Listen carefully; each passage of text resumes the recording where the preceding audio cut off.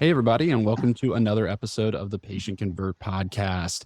Really excited about today's topic. We are talking HIPAA compliance, and we are joined actually by one of our partners that we use and trust, the owner, Gil, of HIPAA Vault. I'm really excited because he is hands down one of the leading experts in this space, especially the digital space and talking hosting and some of the other things. So, Gil, before we get started, introduce yourself. Thank you so much for taking a little time out of your busy schedule to talk about what is a really hot emerging topic, especially with some new developments in the marketing space. So, thanks for joining us. Sure. Yeah. Thanks, Justin. I appreciate the invite to be here part of your podcast, and I hope you'll join my podcast some other time. So this will be great. My name is Gil Vidals. I'm the founder of HIPAA Vault, and the short version of my story, Justin, is that I was in the hosting space all the way back. This is going to date myself to 1997. Okay, and the audience can think back to 1997. That's when the internet was still coming around. Some of your Yeah, neighbors. for sure.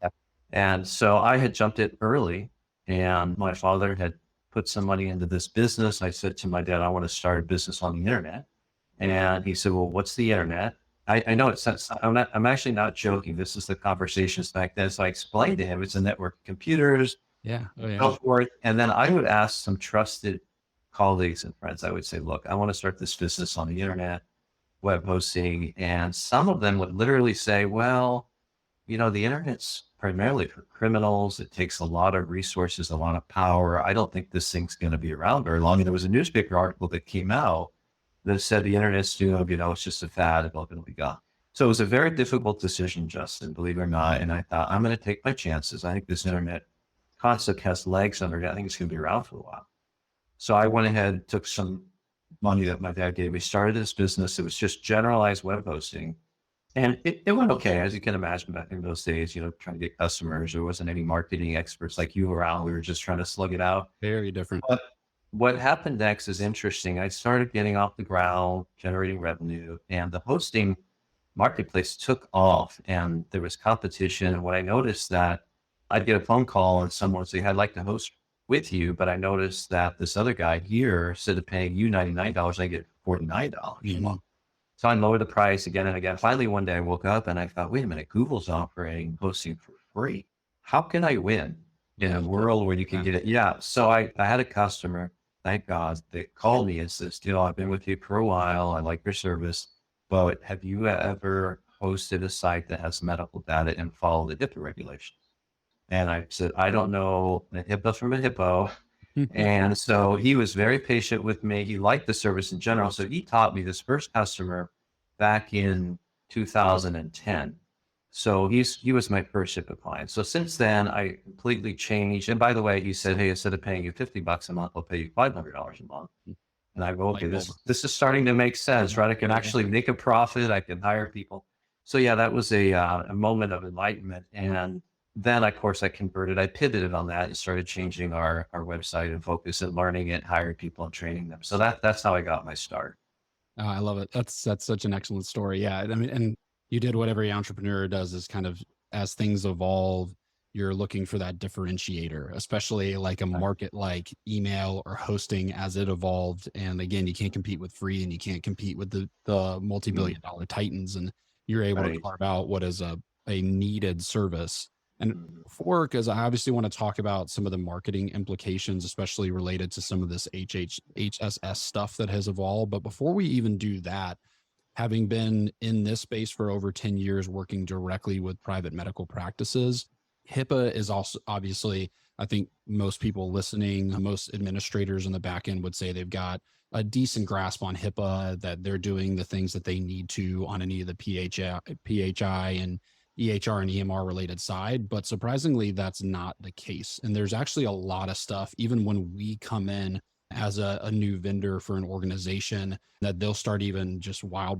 west sending stuff over email or with shared emails or Gmails that are non-secure, and they're not following things by the books from a HIPAA standpoint, surprisingly. So I really wanted to back up with all of your time and expertise in this space and really talk about whether we want to call it the 101s or the common things that you see practices when taking HIPAA in consideration and security concerns, especially as this just continues to become a much larger issue.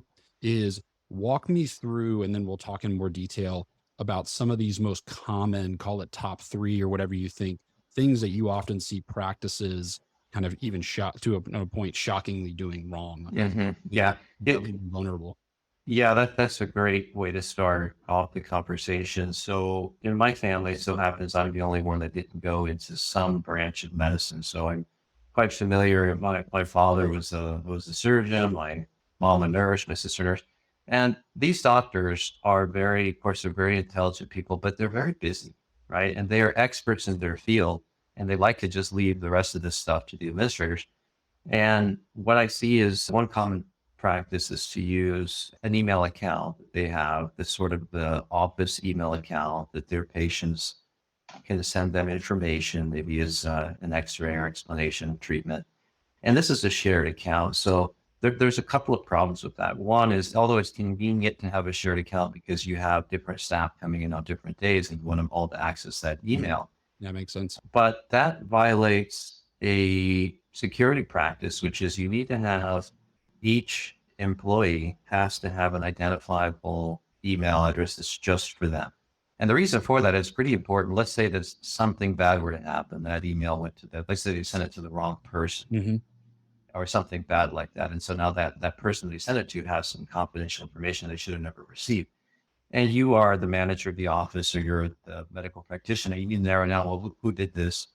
You'd have no way of knowing because you've got a staff and who knows, it's a shared account. So first thing is don't share the account. Everyone should have their own email. And in this days, that's easy to do. The second one is that email service should be encrypted end to end, and it should have two-factor authentication enabled. Now, a year or two ago, that was a little bit tricky, like, oh, two-factor is kind of high tech, but now they all have this. Everybody, the banks, everybody knows what it is. Everybody knows how to use it.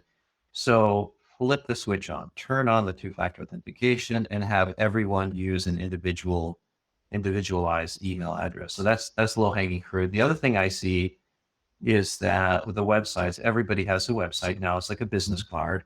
And the problem I see there is that these websites, although they may be very simple, and the medical practitioner may say, well, I don't need HIPAA compliance with my website. Look, it's just brochureware. It's just advertising what we do. But then you click around and you notice they have a form, right? And the form is just, well, tell me who you are. I'm interested in seeing Dr. So-and-so at the office. And they have a little area called the comment field. And they start putting in there all sorts of confidential medical information. This is what I have, and I'm ill with this. They hit the submit button, and that's received by the website. Well, guess what? You now have protected health information sitting on some server that you have no idea who's controlling that or if they're following HIPAA guidelines. The best thing to do there is to have a BAA, business associate agreement signed with your hosting provider, which is the first clue that they do know what they're doing, or at least purport to know what they're doing, and that they're following the guidelines. So make sure whoever you're hosting with, that you have the BA signed with them. And I think those are probably the low hanging fruit. I have a question going back to the email. So what do you do, I guess, without getting overly complicated? Because obviously it's all about, especially with all of the staff coming in and out, like you alluded to, which is why they lean on a shared email. What is the solution that is a secure one? Is it having an intranet, or what is that then to be able when everybody then say somebody's listening, they're doing the shared email. So they're like, all right, we got to get individual emails. They probably have them, but we need to stop using the shared one. Right. What do you recommend in terms of them easily still being able to have universal access, so to speak, to things that would require potentially like somebody that comes in, does appointment setting in the morning, and then they need to be able to have something fluidly to manage, especially appointment setting? Yeah. Well, I think that there are services that you can enable. A lot of people use either Outlook, or now they call it Office 365, or Google, Gmail. Those are the big ones. And Google has a pretty neat feature that can be enabled quite easily. And it is called confidentiality mode. So if you enable that, what it does is it ensures encryption, which is important. And also when the recipient, the patient receives the information, they're not allowed to download the document that's attached, or they're not even allowed to take a screenshot. They can try to take a screenshot, but it won't let them. Now, way around that, of course, they could use their camera. but it doesn't allow you to do anything on your computer that would take that information and give it to somebody else. So I think that would be a good option. For Outlook, they also have a pretty simple method to enable encryption. And one way they do that with Office 365 is you can put a keyword in the subject. You can say to your staff, anytime we put the word encrypt or security or something in the subject, then Office 365 Outlook knows that, okay, this message has that in the subject, so we're going to make sure it's encrypted end to end. And that's only one method. And with Outlook, it's very flexible. You could say, well, I don't want to bother. What if somebody mistypes that keyword? I'd rather have every single email go encrypted, and it could be set up that way. Those are important things. Now, with Google, I do want to say one more thing, Justin, and that is that unfortunately, Google has a very high cost. It's like $600 plus annually to enable end-to-end encryption. If you do want your patients to be able to download a document you sent to their computer, then you need to buy this extra module that's from Virtru. Virtru is the security partner of Google, and that's what it costs. And so that's why a lot of individuals end up going to Outlook, because they don't have a steep cost. They bake it into the individual cost per month. Interesting. Yeah. Interesting. I didn't know that. Oh, that's good to know. So switching gears a little bit to the marketing front, because you even mentioned the BAA side. Like we always put BAAs in place with all of our clients. Again, as an extra layer of protection, we don't make a habit out of exchanging PHI back and forth with clients. But just like you said, it can be something as simple as a patient filling in a message box with what would be considered PHI information. And then obviously an agency like ourselves having access to WordPress can go in and view that information as well. And that leads me to kind of one of the big elephants in the room, especially that has since December, is these HSS guidelines that I still think have a very long way to go. There's so much gray area, but the listeners, if you may be unaware of it, HSS came out with some parameters around tracking for covered entities and unauthenticated web pages, and kind of how to distinguish the two and what you can and can't do. That's really kind of thrown a wrench. And again, there's a lot of gray area in there that I think everybody is trying to figure out, that hopefully will be further explained over the coming months and years. But that says these third-party tracking, which most people are familiar with, formerly Facebook, now Meta, Metapixel, Google Ads, tracking Google Ads through Google Tag Manager, a lot of these apparatuses like Google Analytics, which is on its way to be moonlit on the end of this month, and then everybody moved over, if you haven't already, to Google Analytics 4, which does have some first party versus third party tracking stuff to consider. I'm kind of in response to what's been a long time coming on the Europe-based tracking protocols. But it's pretty much saying if you are doing things that could potentially provide access to PHI, like a self-scheduler, obviously any type of login portals into an EMR, which has been a given, but surprisingly, a lot of health systems have gotten in a lot of trouble lately for putting like Metapixel inside of their EMR login portal and then remarketing people, which is obviously a huge no-no. But what HSS has said is even things like self-appointment scheduling, because people are filling out insurance information and other pieces of what are deemed PHI, even down to just potentially an IP address, you can't send that information back to something like Metapixel because, as you mentioned, Gil, these BAAs and BAAs being really essential to these third parties that a private practice is working with, or just any type of healthcare organization that has privy to this information and what they are willing to do to protect that information. And most of the aspects in terms of advertising and analytics related to Google, they won't put BAAs in place. So now you have these third-party tracking pixels, which are really the household names for marketing universally, really across the world, and obviously in the United States, that you can't use anymore. And it's opened this huge can of worms for these certain specific things. Like for our clients in particular, it's self-patient appointment scheduling. Like all of a sudden, you can't have third-party tracking. So I'd love, because I know you've even been dealing with this as it's evolved, and then I can talk to a little bit kind of how we've been helping our clients as it's evolved address it. But HIPAA compliant hosting, why it's so critical, and some of the things that can be done in terms of tracking in an environment like what HIPAA Vault offers, so you don't lose all of that data. And there are some options plus a couple other things, but I'd love to hear kind of your feedback on it, as I know even have clients that have come to you that says, HSS is saying this. What can we do, especially as it relates to our HIPAA compliant hosting that you provide to not go dark? Yeah, this is a very challenging area. Like you said earlier, this what HSS has declared this is a problem, but again, it's open. Like you said, there's a lot of gray area, and those are always difficult to deal with. Before we delve into that, I did want to mention, and we can cover this a little bit later too, we talked about email earlier, but we don't want to forget about texting. Texting is a big Yes. deal now. Oh yeah, Texting absolutely. has a higher open rate than email. So if you want to get a hold of somebody, a lot of these offices are doing, picture the same exact thing I mentioned, all the same things with email, but they're doing it now with texting, where they have one mobile phone in the office.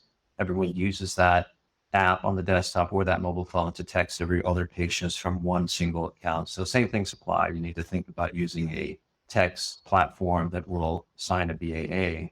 But as far as this tracking technology, we've had several customers now, Justin, that have called us and said, hey, can you spin up one of these Matomo boxes? It's a server that has this software called Matomo, and they're interested all of a sudden. We notice we're getting more calls about that because they've read the same declaration that you and I read that's saying, oh, if you're putting these metapixels and tracking, they realize they're going to get in trouble. So they've decided to bring it in-house, so to speak, and build their own server and kind of take ownership of it.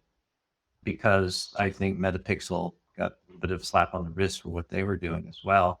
But for our audience, I want to emphasize that this tracking is important, by the way. It's not something that you might say to yourself, well, I'm just going to get rid of that. We heard Justin's podcast. Let's just kibosh it and be done with it. You don't want to do that because, as Justin well knows, marketing and tracking is pivotal and key to being able to have a successful web presence where you need to track and measure and have your KPIs. How many visitors am I getting? How long did they stay on the web page, et cetera? This is the modern digital world. So don't, audience out there, please don't just turn it off. That would not be the right thing to do. One thing that you can do, especially if you're not technical, you say, well, gosh, these guys are telling me this stuff. What do I do? Well, keep in mind that your website likely has the open public facing area that anyone with a laptop can just read your website. Then you have your authenticated area. That's the part where they have to log in. That part's not for the public. That's only for your members or your patients. So kind of just think about that as a dividing point. As long as you don't have tracking behind the authenticated part, or if you do have tracking, at least you've done it in a safe way, then that would be the beginning of you being able to have an intelligent conversation with your provider that's helping you with all this marketing. Say, hey, you don't just say, hey, I need to find out, where do we have the tracking? Is it behind the authenticated pages or just the public ones? And that'll spark something in their mind. They might go, oh no, I better go check this. They don't want to get in trouble. So I would say for the audience, at least start with, those are the very basic things you can do. I would start there, and that gets the conversation rolling. And then I think you'll start feeling better about, hey, at least I've taken some action. I'm not just sitting here waiting for my IT guy to try to figure it out. Because frankly, they probably don't know either. Now, Justin's company, they're experts in this. So of course, I highly recommend Justin's services to any of you to look into that for you. What I'm really excited about, I mean, obviously, because we've been working on something ourselves, but I just think in general, because as you know, really even better than I do, healthcare tends to lag, especially in the technology space.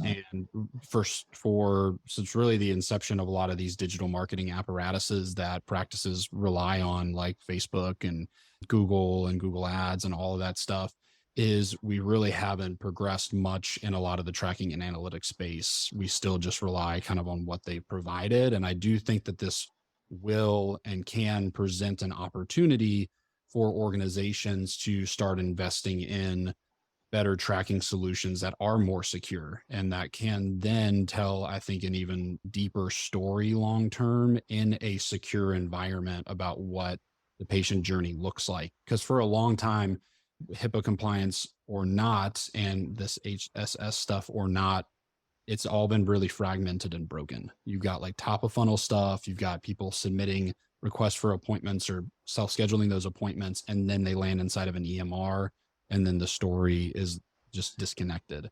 And what I hope to see is, with these guidelines coming out and them wanting us to be more proactive in what information we are sending and receiving in the marketing funnel, that it will create some harmony over time between all of these different pieces of the puzzle and doing it in a secure environment, like something that you provide, so we can build out better mousetraps and ultimately better serve patient in terms of continuity of care and just all of these things that really have been broken for the longest of time because we've been relying on Facebook, Facebook Pixel or Meta Pixel to tell us a portion of the story.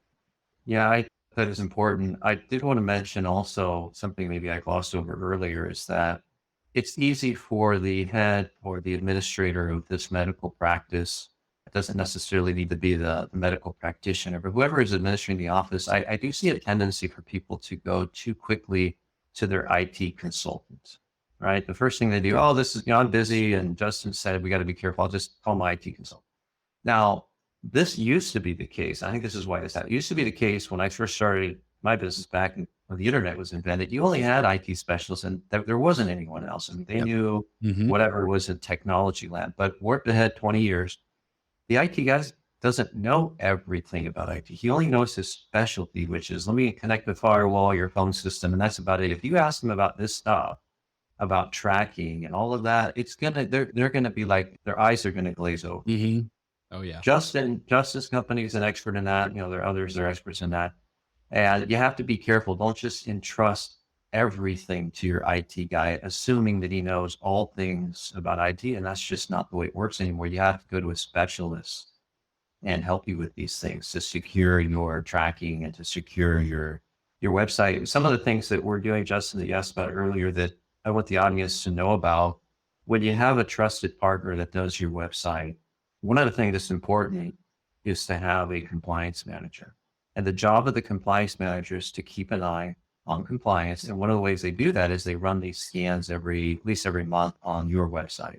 And they will look at the website and they'll say, oh, we've got a hole, we've got a vulnerability. And then what they call is they remediate the vulnerability, open a ticket with the engineer or with the customer. They've got to figure out, hey, we got a weakness here. We need to patch that up. And that's a great question. In fact, it's the only question that I would give the audience if they're going to remember one thing. Well, how do I know if my web hosting provider is a good one? How do I know that?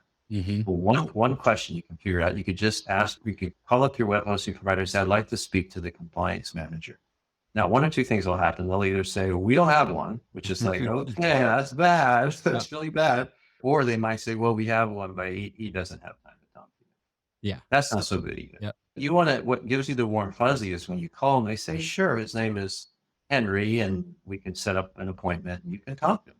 That's the answer you want to get, because then what he'll do is Henry can show you the compliance report on the video share and show you all the vulnerabilities, if there are any, and what he's doing to actively mitigate those. And then you've got a company that's actively working on your website to keep it secure. Yeah, those are really great points. And even like you and I talked about kind of in the lead up into this podcast, and like I told the listeners early on, is we are a partner of y'all's. We use y'all for our clients for hosting solutions for anything related to covered entity or e-commerce, that type of stuff. And really one of the biggest reasons is kind of what you alluded to, is especially when you're looking at the small to medium sized practice, is you just can't be a master of all of these areas, and you need an expert like yourself in this space that goes much further than just like, well, we have IT, so they can cover all of the HIPAA compliance related to all of the things that we've talked about. And that's really not the case. That's stretching them way outside of their wheelhouse and asking too much of them, just like it would be to come to us because we build websites and ask to set up an entire like email infrastructure and phone system for a practice. Like that's way outside of our wheelhouse and what we do. And what I love about what y'all do is you really can become that compliance officer in this space for them because of how white glove that you are in your approach. And that was a really big deciding factor when we went out and looked for options out there in this HIPAA compliant hosting and space and everything that you talked about that y'all provide. And that's really key, because you've got to have somebody that has constant oversight on this and is investing in the resources and the people to make sure that you're buttoned up. And it's so much easier to just farm that out to somebody like yourself than to try to tackle that when a mistake is hugely costly, and the ramifications and the ripple effects of having a breach or a violation for one of these things that could be easily avoided for just going. Yeah, I'd like to interject there, Justin. And the medical professionals, they know that, let's say they're having a heart problem. and they have to have heart surgery, they're not going to go to an endocrinologist or a gynecologist. Sure. People laughing, oh, well, that's funny, Gil. Why would you do that? Well, keep in mind the IT world's the same way, right? If you have a problem with tracking, you need to go to a company like Justin or HIPAA Vault. So you have to figure out who's the specialist now, because we're way past the day where the GP practitioner can just solve all problems for everybody. Those days are long gone. You have to have a specialist. Yeah, absolutely. And going back to the text message that you mentioned, because there's kind of right before we got into all the HSS stuff, is there any other advice you have around that? Because even as a function of marketing and a function of patient communication on the ready, like you said, it's just so critically important. But outside of maybe adoption within EMR that offers like a PM system that has some text message, it's still very, very underutilized across the medical space, surprisingly. So, any other tips that you have in terms of a practice that's maybe not utilizing text message or potentially using it in an unsecure manner Yeah. to get over to start using that as an apparatus for patient communication? Mhm. Yeah, I think first of all, it's good to talk a little bit about the texting and why does it matter? And we have different ways to communicate. Some doctors send me little cards in the mail, the mailer, or like in an email or text. So we have different ways to communicate as humans now. And what happens in technology is when email first came out, everybody read every single email. Right? It was novel. It's like, oh, look, I got an email. I'm going to read that Oh, thing. yeah. Yeah. So your open rate, they call it the open rate. That means when you actually look at the email, open it, and read it. So that was very, very high, 80, 90%. Well, guess what? Email open rate has dropped to like 2%, right? Most people just ignore the email. They're lucky if they even read the title because it gets so much junk. So what happens, there's an evolution that's happened. Now with text, when we send a broadcast out to partners, we notice one day that, hey, if we send them a text, they're replying at a much, much higher rate than if we email them. So we switched to let's use text, right? Because you want people to see the message. Otherwise, why would you send? And so medical practices are noticing the same thing. They're saying, hey, when we have to confirm an appointment or we need to reach out to a patient, let's text them because everyone has a little smartphone and people just tend to respond to text more often. So that's the reason why you want to use text as opposed to email. Now, what happens with texting? Well, it's the same as email. It needs to be encrypted end to end. I mean, it's from your phone. Now, another thing we should mention is that texting is no longer relegated to simply from the physical smartphone. You can now put a texting app on your Windows or Macintosh computer, and your staff could sit there and text a broadcast out to your patients or remind them about an appointment. So that needs to be encrypted end to end. And it's the same thing as email. You need to have a BAA signed with your texting provider. And that's something that you want to follow the same model. You want to make sure that's completely encrypted end to end. And you don't want to be sharing that account. You don't want everyone in the office sharing the same texting ID or phone number. You want to be able to say, well, who sent this message to this person? You got to be able to track all of that. Yeah, that makes a lot of sense. I mean, we've talked about some things that would, I guess, consider have been around for a while in terms of this conversation around HIPAA, especially in a digital space. Some things newer, like the HSS stuff that is kind of ever evolving.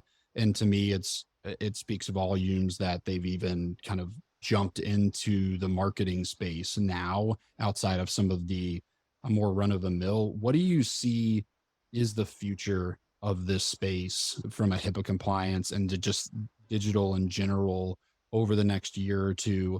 Because again, even if you look like you talked about like 2010, I mean, it's still relatively new, 13 years that you've really taken this space head on. So it's still really emerging. And again, even for me now having conversations around tracking and analytics in a HIPAA compliant situation was such a foreign concept even 3 to 5 years ago. What do you see where is the space headed in your mind? Yeah, this is going to get maybe a little heady, but it's something that I've been thinking about for a while, and I'm starting to understand it. But what's been happening in the last 25 years is there's this big battle. I call it the good against the bad, those that are trying to hack in and steal, and the good guys, the medical practitioners that just want to do their practice, right? And but you're there, their emails trying to get hacked into the phishing attempts.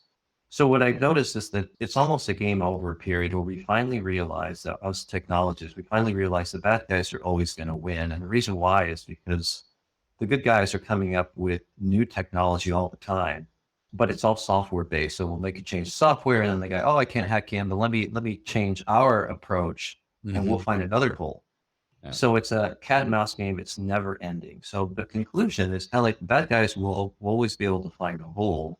And there is some novel things coming out where where it's kind of a philosophical change where you have to start thinking, well, like, we can't always base everything just on software. We need something in the physical world to anchor the security. And by that, I'll give you an example. So if you have one of these UV keys that some medical practices have where it's you have to push it into the computer, plug it into the USB port, and then that will decrypt, say, your email. Mm-hmm. Or that's what Google has that, So by the way. Google's You can using go to it. Yeah, Google for sure. and you just plug it in and you say, well, what difference does that make? Well, guess what? You have that key. It's in the physical world now.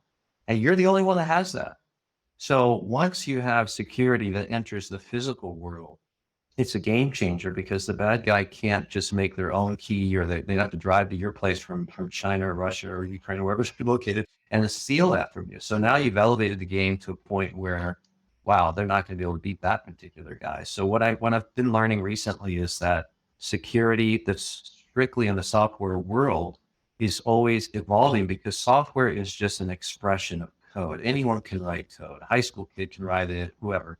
So as long as you can just type on a keyboard and write code, you're going to be able to figure out ways to get around security, and it's never going to end. But as soon as you introduce a physical element into your security stack, now you're talking about, okay, now I've got some protection that those guys just can't type a new workaround. So this is very new and kind of recent thinking, but just keep that in back of your mind that when you're looking at security, if there's a physical aspect to it, that elevates it to a new level. And I think that's where I see the future is. In the future, we're all going to have maybe a fingerprint or something that's physical that we're going to introduce into the scenario. That's a really good point because even as you were talking, my mind goes to the other end on the patient side, and there's a lot to really worry about there too. Because even if you just use the baby boomer population that has kind of this has been adopted later in life, and then all of a sudden you're unifying a lot of these patient records, and it's going cloud, and everybody's been pushing for the patient having access to everything versus like you have physical records living in the 16 different offices of the different practices you've been in over your life. Yeah. It also poses another huge security risk that you're putting in the hands of the patient because all of a sudden they have access to their whole entire patient history. And Right. because they use the same password for absolutely everything, somebody can get Mhm. access to that. And now they have access to really their whole livelihood, so to speak, of their entire medical history all in one place that really never existed until just a few years ago. So that'll be Right. really interesting to see is these providers that are making that possible is how do they help the inpatient protect themselves as well, as they're going to be a much more vulnerable even than a lot of the organizations that are staying up on this to try to keep things secure. Yeah. And one of the things that's also novel that introduces that physical element that we discussed is the blockchain. We could go down a rabbit hole in the blockchain, but essentially the blockchain is a place where these innovators are starting to store medical data because the blockchain, by the way, is protected physically. And Mhm. that's the key part of blockchain. When I say physically, what do I mean? Well, there's thousands of computers that access the ledger and they have to prove their authenticity by being able to generate using CPU power. They have to be able to generate a certain amount of hashing algorithms, all this computer science stuff, but essentially they have to generate real energy using electricity. And that's something that is interesting because a hacker now can't just type on their keyboard hacker. They have to expend equal amount of energy or more, meaning tie together hundreds of machines, thousands of machines to launch an attack. And that's not cheap. All of a sudden they go, oh, Yeah. wait a minute, to attack this network, I got to spend, $5 million. Hmm. And they Yeah. probably not, they're going to maybe probably don't need to do that. So blockchain is another method that you can hear about in the future that's coming pretty quickly. And then the last one I can say that AI, there are now tools that can leverage AI to look for these attackers that are morphing, trying to get in. And the AI, instead of just a set algorithm, can also morph with the bad actor who's trying to get in, and they could change. And so the bad actors are unfortunately, they're already ahead of us. They're already using AI more than the good guys. Hmm. Those bad guys, they always try to stay one step ahead, and they are really using Yeah. AI So now us on the good side, we're like, okay, now I got to use AI to protect against that AI. And so as you can see, it's a never ending battle. You have to have your partners in place to help you with all this, because otherwise, it will be overwhelming. Oh, absolutely. Well, thank you so much, Gil, for coming on. And again, I know enough to probably be scared and enough to keep our clients protected from that side of things at a high level. So it's really nice. Right. It's actually a topic we have not covered in detail in almost 100 episodes now. So I really Oh, appreciate you wow. coming on and obviously all the work that you do to keep some of our clients safe. And before we wrap up, tell the audience that has been listening, how do they connect with you? And then also from a HIPAA Vault standpoint, how do they get more information on what you're providing to clients that we talked about today? Sure. Of course, we're at HIPAAVault.com, and you can type HIPAA Vault in Twitter and you can get some more information. We're always available to answer questions, so don't be shy. Drop us a note. We'll answer your questions. Excellent. Well, thank you so much again, Gil. And we'll make sure we have all of that stuff in the show notes, and stay tuned for more episodes of the Patient Convert podcast over the summer. And thank you all for listening. Thanks to you, Justin. Thank you for listening to today's latest episode of the Patient Convert podcast. Don't forget to subscribe and review on your favorite podcast platform. We are on Apple, iTunes, Google, Stitcher, and Spotify, or you can sign up to receive the latest episode via email. Just check it out on my agency website or my personal website. And if you are looking for more amazing healthcare marketing information or just to engage, check us out at entropy.com. And for any of my amazing physician liaisons out there interested in growing their physician referrals or learning the strategies that it takes to build highly engaged physician referral networks, check out my website, kellyknott.com, where I have free webinars, free downloads, and of course, my online physician liaison training course, Physician Liaison University. And as always, I'm a huge believer in connecting, engaging, and supporting one another.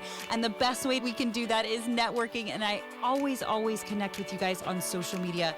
And one of my biggest social media platforms is LinkedIn. So feel free to connect with me there on LinkedIn or Instagram or Twitter at Kelly Knott. And thank you guys again for listening to the Patient Convert podcast with your host, Kelly Knott.